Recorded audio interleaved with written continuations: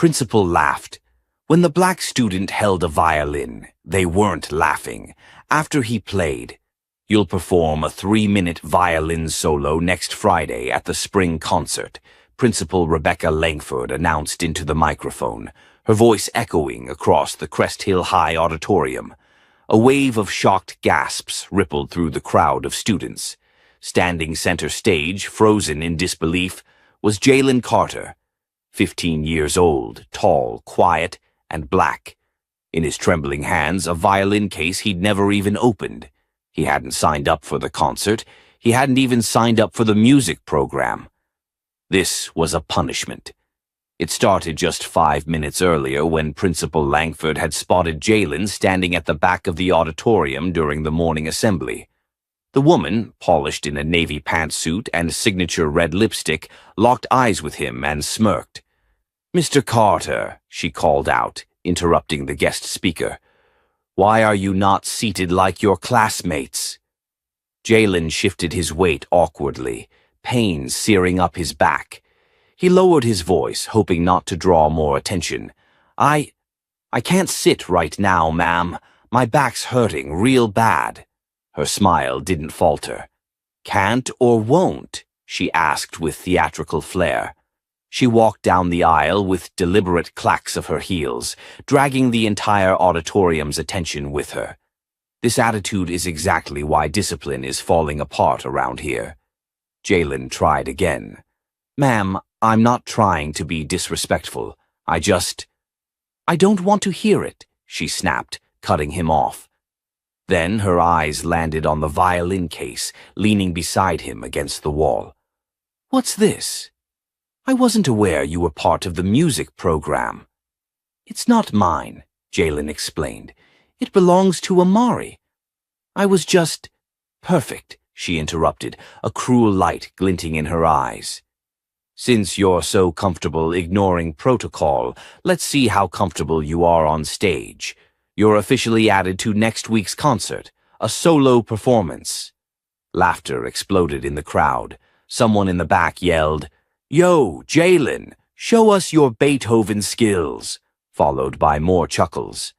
I don't even know how to play," Jalen stammered, blood rushing to his ears. "Then I suggest you learn quickly," Langford said, handing him the case with theatrical finality. "You can thank your own arrogance for this opportunity." Jalen stood paralyzed as the murmurs spread like wildfire. From behind he could feel the burning stares. Amari's voice finally broke through the noise. She rushed up to him as the assembly ended. "She can't do that," Amari hissed, her curly hair bouncing as she pulled him aside. "You're not in the music program. This is insane." Jalen's face was pale. "She just did."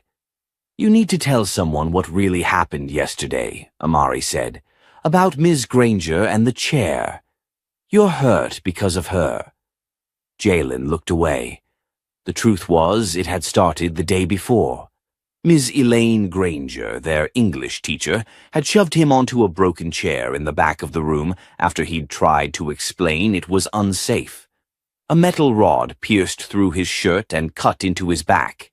He'd yelped in pain, jumped to his feet, only to be yelled at again for disrupting class. He'd been sent to the office bleeding, but Principal Langford had been in a meeting. No one ever followed up. No one ever cared. That night, his mother, Denise Carter, had gasped when she saw the angry gash. "Who did this to you?" He didn't want to answer, didn't want to watch the disappointment rise in her eyes. She was already working 2 night shifts a week at the ER. "You need to tell someone," she insisted, pressing a damp cloth against the wound. "No, Mama," he said. "It'll just get worse." Jalen had learned long ago, when you're quiet, Black, and from the east side of Crest Hill, the system isn't built to believe you. It's built to break you. That same night, unable to sleep from the pain, Jalen flipped through the old family photo album. On page 16 was a picture of his father, Marcus Carter, holding a violin. "He played?" Jalen asked his mom when she came in to check on him. "A little," she said, running her finger across the faded image. He had a gift, could pick up anything and play it by ear. But life didn't leave room for music. After you were born, he gave up the dream. Jalen traced the photo again, this time slowly. Now, standing in the hallway with Amari's violin case in hand, the weight of that legacy settled on his shoulders like a dare. That afternoon, in the kitchen, he sat staring at the unopened case. His mother set down a plate in front of him. "You didn't eat lunch again." Jalen didn't respond. "You still haven't told me what happened at school today." Her voice was gentle but firm. "I got punished," Jalen finally said, "in front of the whole school. She's making me perform a violin solo in the concert next week." His mother blinked. "But you don't play violin." "Exactly." A beat passed between them. Then she sat across from him, met his eyes. "There are two kinds of people in this world, Jay. The ones who fold when others try to break them, and the ones who get back up and play anyway." She gestured at the case. "Which one are you?" Jalen didn't answer. "You're a Carter. Your granddad couldn't read till he was 30, but taught himself and became a pastor. Your father worked 3 jobs and still played at church when he could. He didn't get his chance. But you've got one now, even if it's a cruel one." The next text that buzzed on Jalen's phone was from Amari. "I can come over, show you how to hold it. Just open the case." He stared at it for a moment, then opened the latch. The wood gleamed in the low light like a secret waiting to be discovered. That night they practiced at the kitchen table. Amari sat across from him, guiding his fingers. "Your back's gonna make it harder, but we'll figure it out. It's all in the posture." Jalen winced as he lifted the instrument. "This is hopeless." "No," she said, "just hard. And you've done hard before." He drew the bow across the strings, and the sound that emerged was rough, screechy, almost painful. Amari flinched, then smiled. "Again." They kept going, mistake after mistake, until Jalen's arms ached and his fingers stung.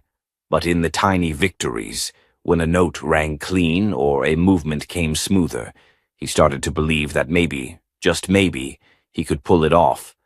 When they finished for the night, Jalen stood in front of the mirror, violin tucked under his chin. "They laughed at me today," he whispered. Then he looked into his own reflection, calm and steady. "But they won't be laughing for long." He didn't know how, not yet, but deep down something old stirred inside him, something that didn't belong to Principal Langford or Ms. Granger or the school board. It belonged to him, and it was finally ready to be heard. Jalen woke up the next morning before dawn, his body still sore from the night before. His fingers tingled with residual stiffness, and a dull ache throbbed across his lower back. But none of it stopped him from quietly reaching under his bed, pulling out the violin case and setting it on the edge of his desk. He opened it like it was something sacred. For the next hour, he practiced the same 3 notes Amari had shown him, bow trembling at first, then gradually finding its rhythm. The sound wasn't pretty, but it wasn't screeching anymore, and for Jalen that was enough, at least for now. At school, he avoided eye contact as he walked through the halls. The whispering hadn't died down. If anything, it had gotten louder. People laughed as he passed by. Someone made fake violin noises with exaggerated squeaks when he stepped into homeroom. "You got that Stradivarius swagger, Jay," a football player joked, bumping shoulders with his friend. Jalen ignored it. He'd expected this. But what he hadn't expected was the hallway near the music wing to be completely locked down. "All practice rooms are reserved," a printed sign read, taped to the door. He tried anyway. The door rattled, unmoving. "You looking for someone?" a voice asked behind him. Jalen turned. It was Mr. Carter, the school's music teacher. Older, maybe late 40s, with deep lines under his eyes and a tired but wise kind of energy. He looked at Jalen the way someone looks at a puzzle they're starting to solve. "I was just Hoping I could use one of the rooms, Jalen said. To practice. You're not in any music class, Carter replied, crossing his arms. So why would you need to practice? Jalen hesitated. Then he told the truth. Principal Langford is making me perform a solo at the concert, as punishment. Mr. Carter blinked. Punishment? For what? For not sitting during assembly. My back was hurting, but I guess that didn't matter. The man's expression hardened. Music is not supposed to be used as a weapon. Come with me. He led Jalen into a small practice room with a beat-up piano and a chair that looked like it had survived a war. Jalen took out the violin and held it up, waiting. Let me see what you've got, Carter said, leaning back against the wall. Jalen hesitated, then played the short melody Amari had taught him. It wasn't smooth, but it was real. Mr. Carter didn't speak for a few moments after Jalen finished. Then he walked over and adjusted Jalen's bow grip. Too stiff. Relax your wrist. He moved around him again, this time lifting Jalen's left elbow slightly. Your posture's off because you're compensating for pain. You injured? Jalen didn't answer at first, then nodded. Yeah. A teacher pushed me down onto a broken chair, cut my back, but no one really did anything. Mr. Carter didn't press further. He just looked at Jalen, then at the violin. You've got a natural ear. You're not guessing where the notes are. You're feeling them. That's rare. Jalen raised an eyebrow. Is that good? It's not just good. It's the difference between playing music and making it matter. They practiced for the next 30 minutes. Mr. Carter corrected more technique, pushed Jalen's fingers into place, and even played a simple tune himself to demonstrate. His violin sang. It wasn't flashy, but it was full of soul. As Jalen packed up to leave, Mr. Carter paused at the door. Come back tomorrow. Use this room till 5. I'll be around. Jalen nodded, but just before stepping out, he turned and asked, You think I can actually learn enough in a week to not make a fool of myself? Mr. Carter gave a small smile. With the right mindset, you might do more than just survive the performance. You might change how people hear you. By Thursday, the hallway whispers had morphed into something else, expectation. Some still mocked, but others had started asking questions. You really learning violin in a week? Yo, that's kinda wild. You actually serious about playing? Jalen didn't answer most of them. He just practiced. Every lunch period, every free moment, even during homeroom when he could get away with it. His fingers blistered. His back screamed. But he kept going. Friday afternoon, just before the bell rang, Principal Langford's voice came over the intercom. A reminder. Next Friday's spring concert will feature a special solo performance by our own Jalen Carter. Let's all be sure to show our support for this unique addition to the program. The tone of her voice was unmistakable, mocking, sweetened with just enough sarcasm to twist the knife. In the back row of the classroom, Jalen sat frozen. After school, he went back to the practice room, only to find it locked again. This time, another sign had been added. Practice rooms unavailable this week due to mandatory orchestra rehearsal. All others must vacate by 3:30. Jalen stood in the hallway, staring at it. She's blocking me, he muttered. Looks like it, a voice said behind him. Amari. We'll figure it out, she said. Come to my house tonight. My uncle's got a guest room he turned into a studio. You can practice there. Jalen nodded. They walked out of the school together, quiet at first. Then Amari said, You know, it's kinda crazy. What? You're actually good. Not just good for someone learning in a week. Like, really good. Jalen didn't know how to respond. Later that night, as he sat in the studio with the violin under his chin, he remembered what Mr. Carter had said. Music that matters. He closed his eyes and let the bow glide across the strings. This time, the sound was less jagged, less hesitant. It told a story, his story, of pain, of silence, of being overlooked, but also of defiance. He didn't realize Amari had been filming until he finished. "What are you doing?" he asked, startled. She lowered her phone. "Just a clip. You should hear yourself." Jalen hesitated, then watched. It was him. A little stiff, a little rough, but real, powerful in a way he hadn't seen himself before. "You think I can actually do this?" he asked. Amari looked at him, her voice serious. "I think you already are." The next morning, Jalen walked into school with the violin slung over his shoulder like armor. His fingers were raw, his back still tight from the night before, but his mind felt sharper than it had in weeks. Every note he played at Amari's house had chipped away a piece of the fear inside him. Now all that remained was focus, and the growing fire of defiance.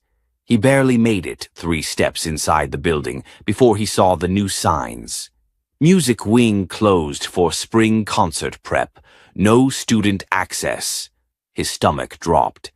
Mr. Carter wasn't standing in the hallway like usual, and when Jalen knocked on his classroom door, there was no answer. He glanced toward the main office window and spotted Principal Langford seated at her desk, speaking in hushed tones with Ms. Aldridge, the orchestra director. It didn't feel like coincidence. That afternoon, after a long day of classes filled with side eyes and smirks, Jalen walked to the park across the street, where Mr. Carter had told him they could meet if the school shut him out again. He waited for 15 minutes, then 20. Finally, the familiar green sedan pulled up. Mr. Carter stepped out, his suit jacket slung over his shoulder, and a look of irritation etched into his face. "Sorry I'm late," he said. "Langford's cracking down harder than I thought." "They locked all the rooms," Jalen said. "She knew you were progressing. Probably didn't like that." Jalen stared at the ground. "Feels like she wants to make sure I fail in front of everybody."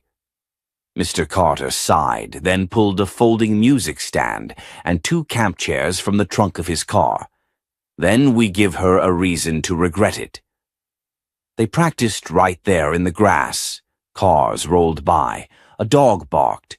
But Jalen tuned it all out as Mr. Carter broke down a new piece, more complex than anything they'd tried before, Bach's Minuet in G. "Why this one?" Jalen asked. "Because it's deceptive," Mr. Carter replied. "Simple enough to learn quickly, but emotionally rich. It connects." Jalen began learning it measure by measure. It was harder than anything he'd done before, but something about it felt right, like the music carried centuries of resilience. And now it had found him. Halfway through practice, Carter paused and looked him in the eye. "Jalen, why haven't you reported what happened with Ms. Bronson?" Jalen stiffened. "No one would believe me. Principal Langford sure didn't." "I would." "Others would too," Carter said. "You need to know what she did wasn't just wrong. It was abuse, and it won't stop unless someone stands up to it." Jalen stared ahead. He thought about his mom working double shifts, trying to keep everything afloat, about the scar still healing on his back, and about the cold smirk on Langford's face when she forced the violin into his hands. "I'll stand up," he finally said. "But not the way they expect." Mr. Carter smiled. "Good, because you're more than just a student playing a piece. You're a challenge to their entire idea of who gets to shine." As Jalen walked home later that evening, violin on his back, he felt a strange sense of calm. He was done playing by their rules. If they wanted to humiliate him, he'd give them something unforgettable instead. But the next twist came before he could even reach his front porch. Aisha was waiting outside his house, her eyes wide, her phone clutched in her hand. "You need to see this," she said. She played a video, and Jalen instantly recognized his own face on screen, bow in hand, eyes closed, playing the rough but emotional piece from Amari's studio 2 nights ago. It had been uploaded to a student-run social media page with the caption, "Punishment or Prodigy." Jalen Carter's violin disaster might surprise you. It already had thousands of views. Comments flooded in. Wait, he can actually play. This goes hard. Langford's gonna eat her words. Jalen's stomach dropped. You posted it? Aisha shook her head. Number I sent it to my cousin. She shared it with a friend and it spread. He felt like the air had been knocked out of him. Now everyone's gonna expect something. Or they'll finally see what you're capable of, Aisha said. You've been practicing in the shadows. Now they know you're coming. He didn't sleep much that night. By Monday, whispers had turned into stares. Students approached him in the hallway, asking if the video was real. Some of them, ones who'd mocked him days ago, now acted impressed. You really been playing for only a week? You gonna do that piece at the concert? Yo, I showed it to my mom. She cried. But not all the attention was welcome. During fourth period, Ms. Bronson called him to the front of the class, under the guise of collecting homework. As he approached her desk, she leaned in. I hope you're not letting a few likes go to your head, she whispered. Jalen said nothing. You still have a 10-page essay due Friday. Don't think you're getting a pass just because you're Langford's pet project now. I'm not anyone's project, he said quietly. She narrowed her eyes. You're still a problem. Jalen walked back to his seat, her words echoing in his ears. After school, Mr. Carter handed him a sealed envelope. From an old friend of mine, he said. She teaches at Eastman. Jalen opened it and read the handwritten letter inside. David told me about you. I'd like to come hear you play. There was a name signed at the bottom. Dr. Lena Hawthorne, chair of the string division, Eastman School of Music. Jalen's pulse quickened. You told someone at Eastman? He asked. I didn't just tell her. I sent her your video, Mr. Carter replied. And she wants to see what happens when someone like you is given a chance. Jalen stared down at the letter, heart pounding. Suddenly, this wasn't just about surviving Langford's setup anymore. It wasn't just about proving Ms. Bronson wrong. Now it was about showing the world what they tried to keep hidden. And for the first time, Jalen Carter believed, really believed, he might be ready. The stage lights were hotter than Jalen expected. As he stood alone in the auditorium that Thursday afternoon, violin under his chin, he tried to visualize the audience that would soon fill the room. The empty seats were intimidating enough. He exhaled slowly and drew the bow across the strings, letting the first notes of the minuet in G ring out. They wavered at first, then steadied. Again, Mr. Carter's voice echoed from the back. Make the phrasing speak. Think of it like a sentence. Each note is a word. What are you trying to say? Jalen nodded, adjusted his grip, and tried again. This time the melody flowed smoother, his fingers gliding more confidently. When he finished, Mr. Carter walked down the aisle toward the stage. Better, a little stiff, but the emotions coming through. He smiled. They're not ready? Jalen managed a small grin. I'm not sure I am either.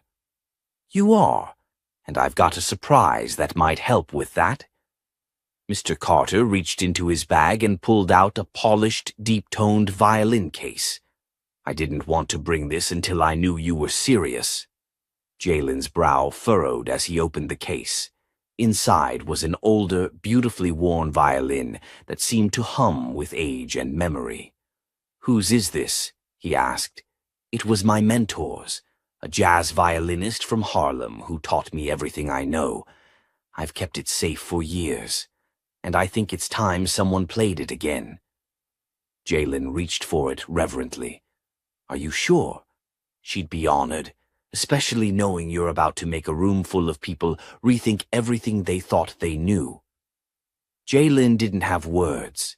He nodded once, then tucked the violin beneath his chin and let it sing. It sounded richer, fuller, like it carried stories. Later that night, while reviewing sheet music in his bedroom, Jalen's phone buzzed. "Private number," he answered cautiously. "Hello? Is this Jalen Carter?" A woman's voice, calm but firm. "Yes, who's this?" "My name is Dr. Lena Hawthorne. I chair the strings department at Eastman. Your teacher, David Carter, sent me some of your practice footage." Jalen froze. "You actually saw that?" "I did, and I was impressed.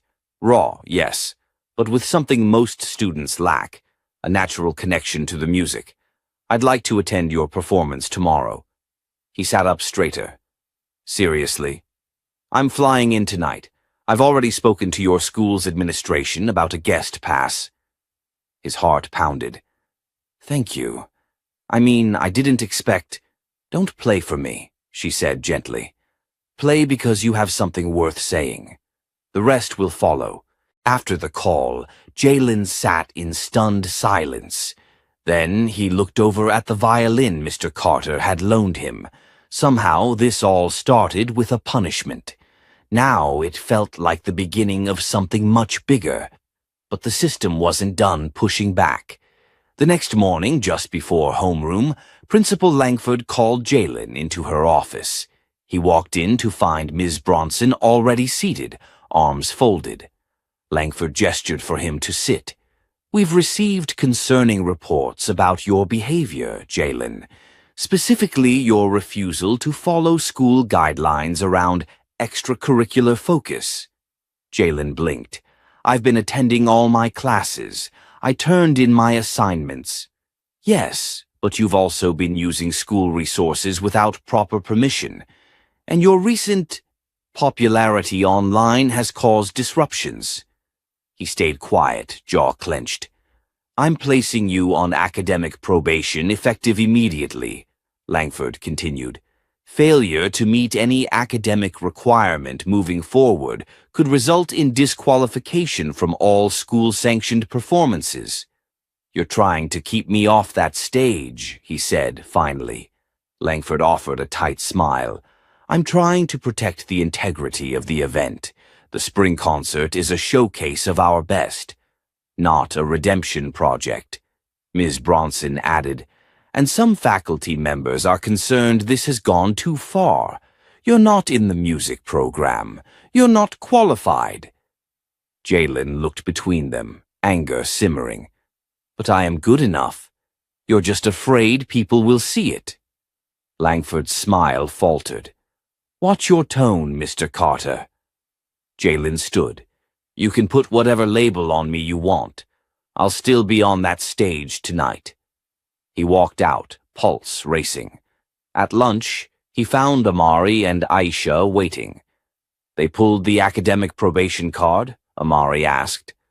Jalen nodded, "and hinted they could pull me last minute." "They can't," Aisha said. "Too many people know you're performing. You have support now." But Jalen's nerves were spiraling, and that's when Aisha pulled a folded envelope from her bag. "I was saving this for after," she said, handing it to him. Inside was a letter, handwritten in blue ink. "Jalen, you don't know me, but I watched your video and showed it to my little brother. He's 11, black, and plays cello. After watching you, he said, 'If he can do it, maybe I can too.' I just wanted you to know, whatever happens tonight, you've already changed someone's life. Thank you for showing us what's possible." Camille B. Jalen read it twice, then folded it carefully and placed it in his pocket. Whatever Langford and Bronson tried tonight, he would not let them win. This wasn't just about music anymore. It was about all the kids who'd ever been told they weren't enough. And finally, it was his turn to speak. Not with words, but with strings. The sun was setting behind Roosevelt High, casting long shadows across the auditorium lawn.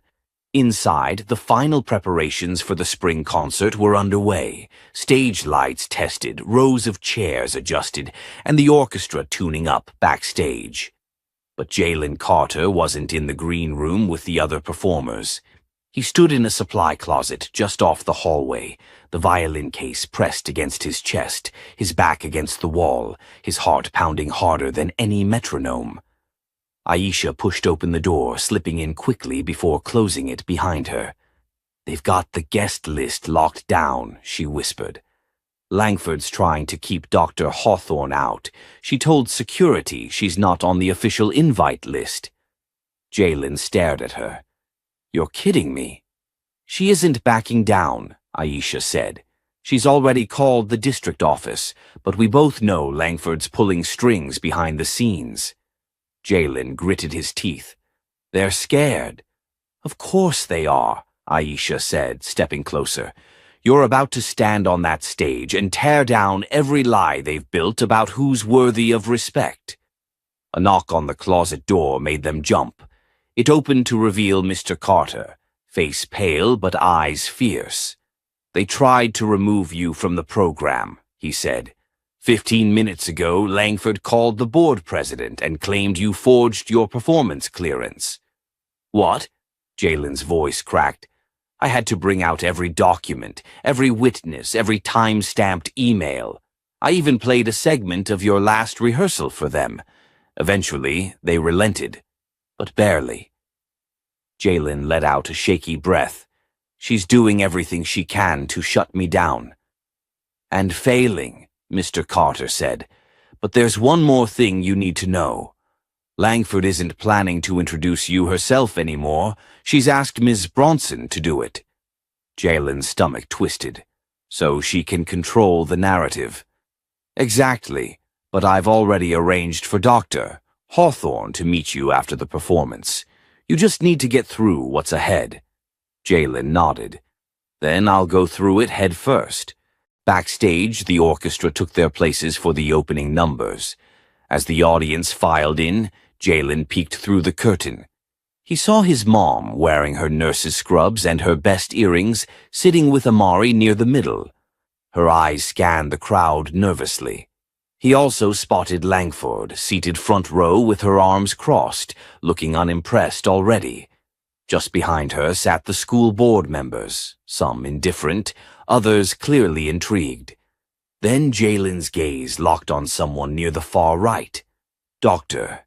Lena Hawthorne, seated between two parents. She offered a subtle nod when she saw him. He exhaled. He wasn't alone. The concert began with the orchestra's classical pieces. Applause came in waves, polite but warm. Then came a jazz ensemble performance, then the choir's tribute to American composers. Finally, Ms. Bronson stepped onto the stage. She smiled into the mic with a forced elegance that didn't reach her eyes. "Our final performance this evening comes from a student who, until recently, had no formal music training. A young man who, we hope, will demonstrate that discipline and exposure can create improvement in any student, regardless of their background." Jalen flinched. The implications stung. "Please welcome to the stage, Jalen Carter." Silence stretched a half-second too long before a few hesitant claps trickled out. Jalen stepped into the spotlight, violin in hand, his back still aching from hours of tension. He placed the violin under his chin, took one deep breath, and let the first notes of Massenet's Meditation float into the air.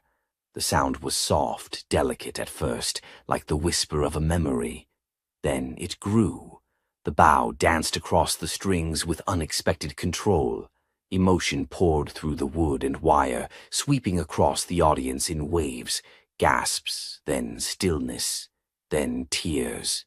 Jalen played not with the perfection of long-time training, but with something far rarer: honesty. He wasn't just performing music. He was telling a story, his story.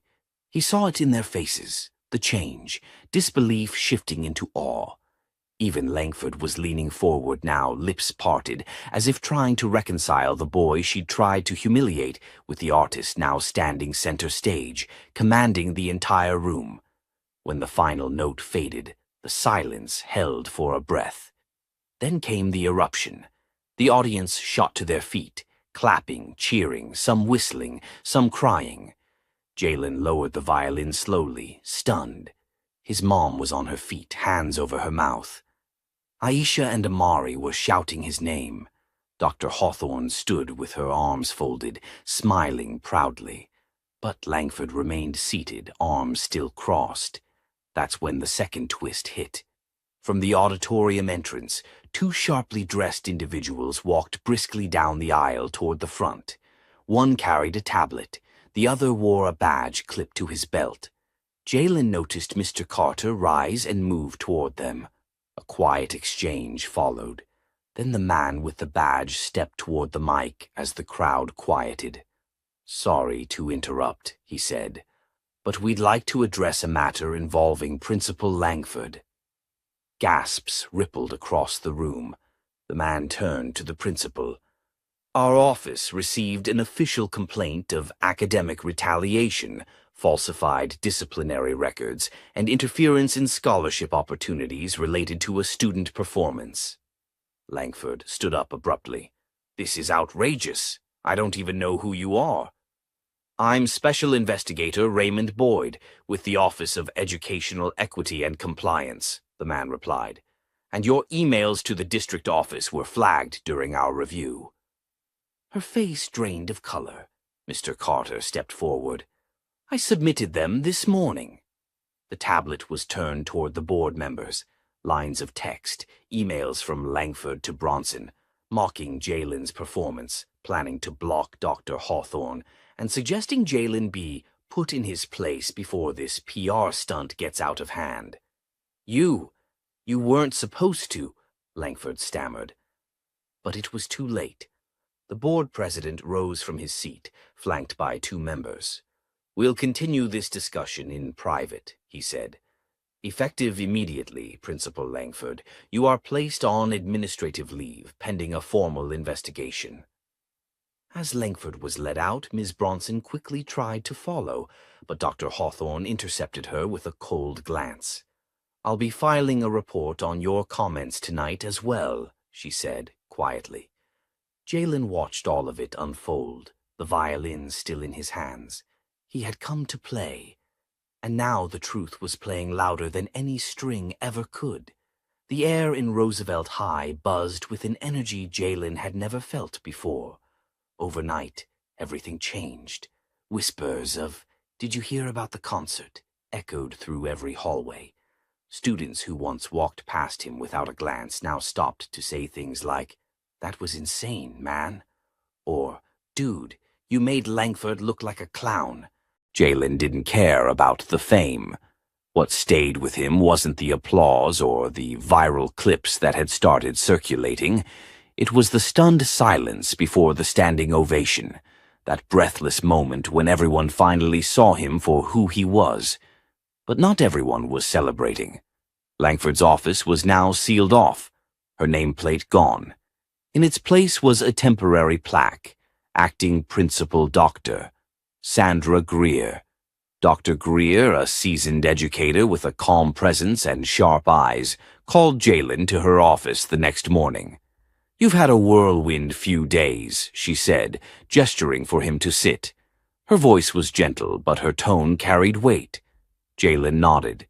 "Yes, ma'am. It's been a lot." "I watched your performance," she said, "twice, and I read the preliminary report from the Office of Equity.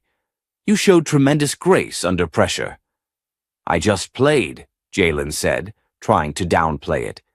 "No," she corrected him, leaning forward. "You did more than play. You exposed a system that's been failing students like you for years." Jalen looked down at his hands, still rough with new calluses from the violin.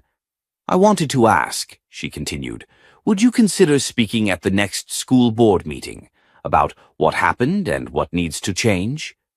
Jalen hesitated. "I'm not really a public speaker."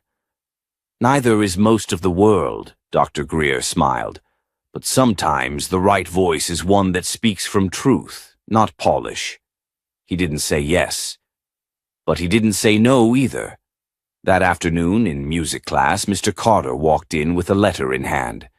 "This came for you," he said, handing it to Jalen. It was a cream-colored envelope with embossed letters. Eastman Preparatory Conservatory. Jalen's hands trembled slightly as he opened it. He read silently, eyes widening. Mr. Carter arched a brow. "Well, they're offering me a summer scholarship," Jalen whispered. "Full tuition, plus private lessons. And they want me to perform at their summer showcase in upstate New York." The class erupted. Aisha jumped out of her seat and hugged him tightly. "You deserve this," she said. "All of it." But even in the joy, Jalen noticed something strange. Miss Bronson stood near the back of the room, arms crossed, her face unreadable. Later that day, he found out why. During a walk through the garden courtyard, Aisha caught up with him, breathless and wide-eyed. "Jalen," she said urgently, "I just heard something from Mrs. Flores in administration. Bronson filed a curriculum violation complaint against Mr. Carter." "What? Why?" Jalen asked, stunned. "She claims he overstepped his role by offering private lessons and pushing non-standard materials. She's trying to get him investigated." "That doesn't even make sense," he said, his voice rising. "She's trying to punish him for helping me." "Exactly," Aisha said. "Langford's gone, but the cleanup crew is still fighting back." Jalen didn't hesitate. That night, he emailed Dr. Greer, attaching copies of Mr. Carter's emails, lesson plans, and the original approval slips Langford herself had signed weeks earlier. "I don't know what the rules are," he wrote, "but I know the truth. Mr. Carter saved me when everyone else set me up to fail. He deserves better than this." The next morning, Dr. Greer made an announcement over the intercom. "Effective immediately, all staff inquiries related to the spring concert are to be redirected to my office. There will be no further disruptions or retaliations under this administration." She never mentioned Bronson by name, but everyone knew. Later that day, Mr. Carter pulled Jalen aside. "I saw the email," he said softly. "Thank you." Jalen shook his head. "You did that for me first." That weekend, Jalen and his mother drove to a small studio downtown, where a local news station was filming a segment about emerging student artists. He was nervous again, this time not about playing, but about speaking.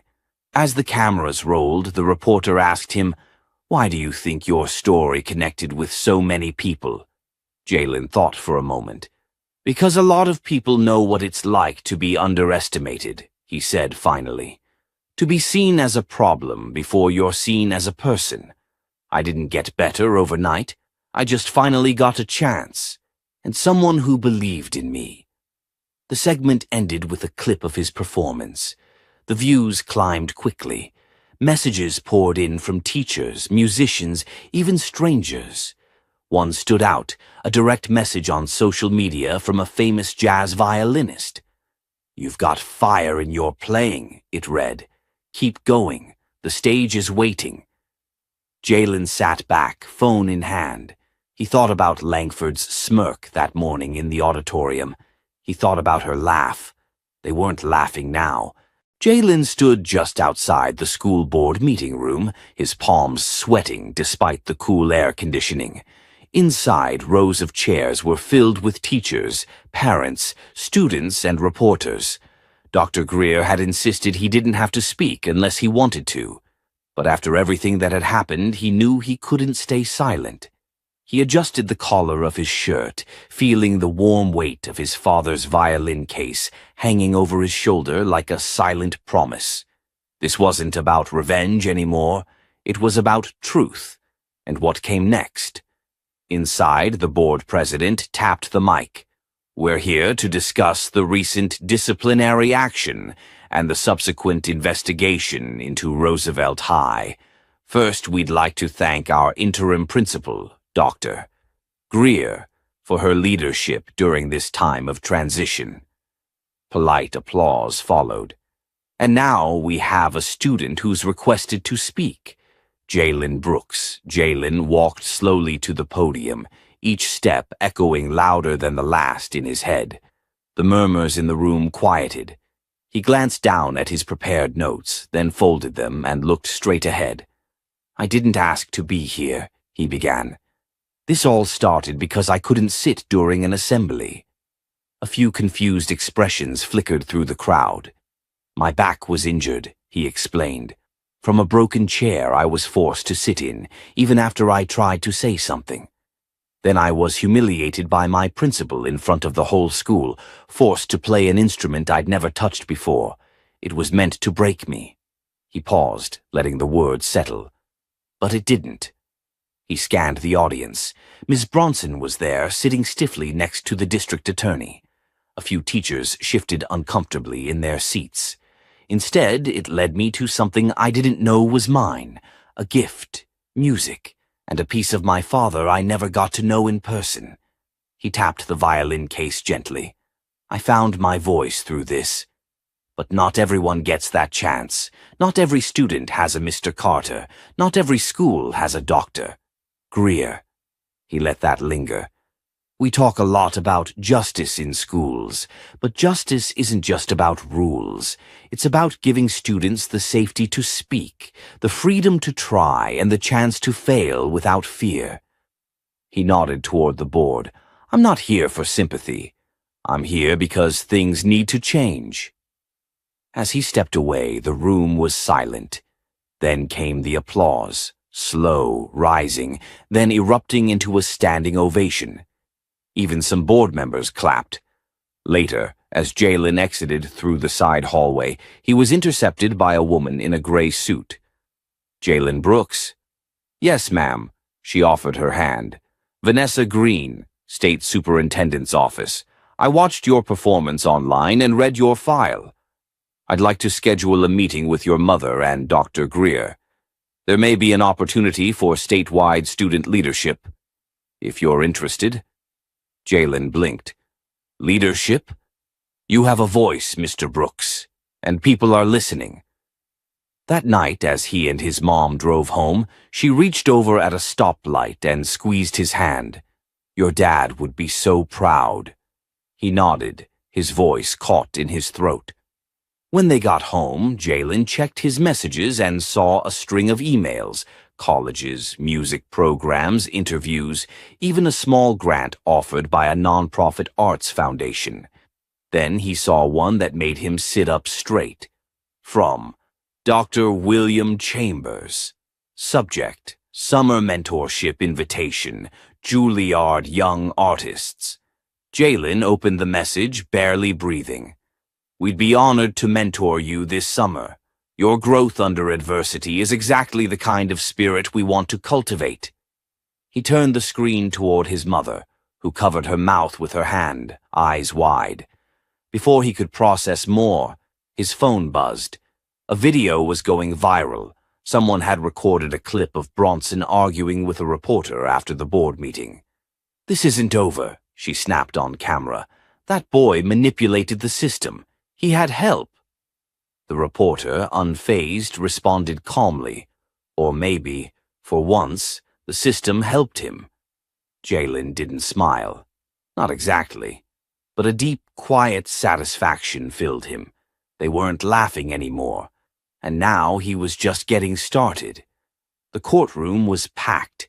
Rows of community members, parents, teachers, and local media filled every seat as Jalen entered, flanked by his mother and Dr. Greer.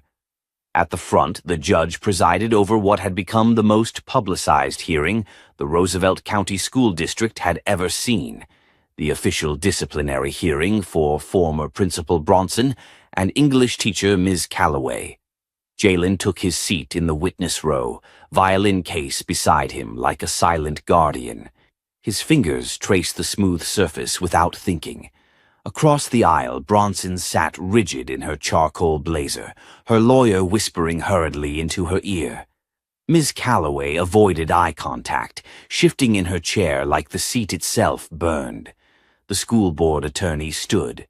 Today we will present testimony and evidence regarding multiple incidents involving abusive behavior towards students, including but not limited to coercion, physical harm, public humiliation, and retaliation through academic manipulation. Bronson's attorney objected immediately. These claims are exaggerated at best and politically motivated at worst. My client was maintaining discipline in an unruly school environment. The judge held up a hand. We will hear testimony and review the video evidence before reaching a conclusion. Then they called Jalen. The moment he stepped up to the stand, the room hushed.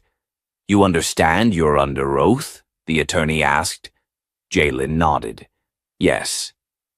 "Can you describe what happened the day you were injured in Ms. Calloway's class?" Jalen recounted the broken chair, the warning he gave, the shove, the pain that followed, and his trip to the nurse's office, denied by the principal. Murmurs rippled through the crowd as he spoke, but it was the video, silent, grainy security footage showing Calloway pushing the chair into his back, that sent gasps through the courtroom. Bronson's face paled as the screen showed her intercepting Jalen outside the office, coldly brushing off his plea for help. "And what followed?" the attorney prompted. Jalen took a slow breath. "She forced me to play in the school concert. She knew I'd never touched a violin in my life. She made it public. It wasn't discipline. It was punishment." "And yet," the attorney said, softening, "you played." Jalen looked up, meeting the eyes of the judge. "I did. And because of that, I found out something I didn't know about myself, or my father. That I could play. That music was part of me. And maybe that punishment became the very thing that saved me." Bronson's lawyer tried to rattle him during cross-examination, insinuating that Jalen exaggerated the situation for attention. But each time Jalen stayed calm. "I didn't ask for any of this," he said, steady. "They made me visible. I just chose to use that visibility to tell the truth." By the end of the hearing, the decision was swift. Principal Bronson and Ms. Calloway were both found guilty of professional misconduct. Their licenses were revoked. The board issued an official apology to Jalen and his family. Most importantly, Roosevelt High was mandated to adopt an independent oversight committee to monitor student welfare and launch new diversity, equity, and arts access initiatives. Outside the courthouse, reporters swarmed as Jalen emerged. "How do you feel?" one asked. Jalen paused, relieved, grateful, and ready. Ready for what? To keep going. Weeks passed, the media moved on, but the impact didn't fade. Roosevelt High transformed. Dr. Greer stayed on as permanent principal. Mr. Carter was promoted to Director of Arts Programs for the entire district. The school installed a student-led equity panel. Jalen was the first chair. And then came the call. Juilliard. An invitation to audition early for their Young Artists Fellowship, not next year. This summer. The night before his audition, Jalen sat alone in his room, violin across his lap. A photo of his father sat on the desk nearby.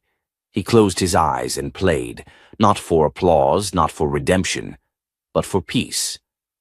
Afterward, he sat in silence for a while. Then he turned to the camera. "If you're watching this," he said, voice low but steady, "maybe you've felt underestimated. Maybe someone tried to define you before you even had a chance to define yourself. I want you to know, you don't have to accept their version of your story." He smiled slightly. "I didn't." He paused, then added, "If this story moved you, if it reminded you of something inside yourself or someone you love, subscribe to this channel. Hit the bell so you don't miss the stories we share here. Because this is just one story. There are thousands more like it, waiting to be told, and maybe yours is next."